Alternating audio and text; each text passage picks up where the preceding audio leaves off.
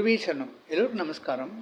நாம் இந்த பதிவில் விருச்சிக லக்னத்துக்கு செவ்வாய் எப்படிப்பட்ட யோகத்தை தரப்போகிறாருங்கிறத பார்க்க போகிறோம். நீங்கள் இந்த சேனலுக்கு புதிய மெம்பர் அப்படின்னா இந்த சேனலை சப்ஸ்கிரைப் பண்ணிக்கோங்க. அப்போ தான் நான் வெளியிடக்கூடிய ஒவ்வொரு பதிவுகளும் உங்களுக்கு உடனுக்குடன் வரும். இப்போ செவ்வாய் விருச்சிகத்தில் ஆட்சி பெறுவார். இப்போ ஆட்சி பெறக்கூடிய செவ்வாய் முதலிடத்தில் இருக்கும்போது தன்னம்பிக்கையும் தைரியமும் அதிகமாக இருக்கும். இந்த செவ்வாய் 6ஆம் இடத்துக்கு ஆதிபத்தியம் வகிக்கிறதால இந்த நபருக்கு கொஞ்சம் கடன் வாங்குறது அதிக விருப்பம் இருக்கும். இப்போ கடன் வாங்கி ஒரு வீடு கட்டணும்னு நினைப்பாங்க. கடன் வாங்கி என்னதான் கையில் பணம் இருந்தால் கூட கடன் வாங்கி அதில் ஏதோ ஒன்று பண்ணணுங்கிற ஆசை அதிகமாக இருக்கும். இப்போ தன்னுடைய பணத்தை செலவு பண்ணுறதுல கொஞ்சம் கஞ்சத்தனம் காட்டுவாங்க. தாராளமாக பணத்தை செலவு பண்ண மாட்டாங்க, சிக்கனப்படுத்துவாங்க. ஆனால் கடன் வாங்கி கொஞ்சம் அதிக செலவு பண்ணுவாங்க. ஓரளவு சிக்கன பேர் வழியாகவே இருப்பாங்க.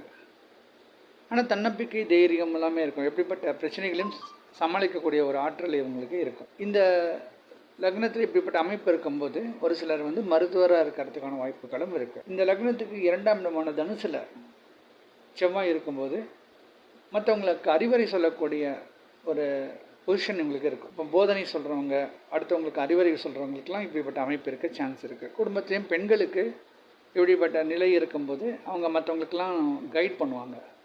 டூரிஸ்ட் கைட்ஸாக இருக்கிறவங்க, ஒரு ஸ்பிரிச்சுவல் லொக்கேஷன்லலாம் கைடாக இருக்கிறவங்க, வேறு ஒரு லாங்குவேஜை பேசி அது மூலியமாக கைடாக இருக்கிறவங்க, இவங்களுக்கெல்லாம் இப்படிப்பட்ட அமைப்பு இருக்க சான்ஸ் இருக்குது.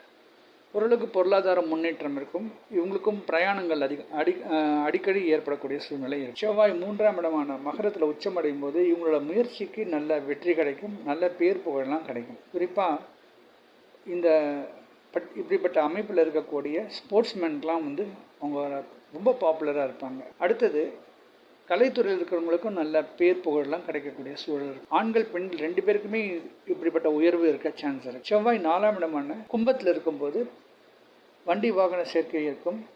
ஒரு சிலருக்கு ரொம்ப ஃப்ரீக்வெண்ட்டாக ஏர் ட்ராவல் ரொம்ப விரும்புவாங்க.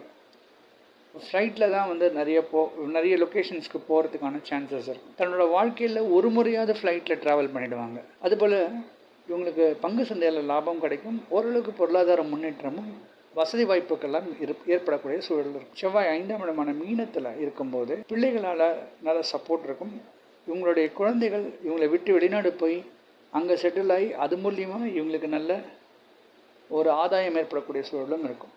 இப்போ பசங்க பெற்றோர்களுக்கு தேவைப்படக்கூடிய பண வசதிகளோ இல்லைன்னா பொருளாதார வசதிகள்லாம் ஏற்படுத்தி தருவாங்க. செவ்வாய் 6ஆம் இடமான மேஷத்தில் ஆட்சி பெறும்போது இவங்களால கடன்லேருந்து சீக்கிரம் வெளியில் வர முடியும். அந்த செவ்வாயோடைய தசை காலத்தில் இவங்க ஏதோ லோன் வச்சுருந்தாங்கன்னா அதுலேருந்து ஈஸியாக அந்த லோனை கிளியர் பண்ண முடியும்.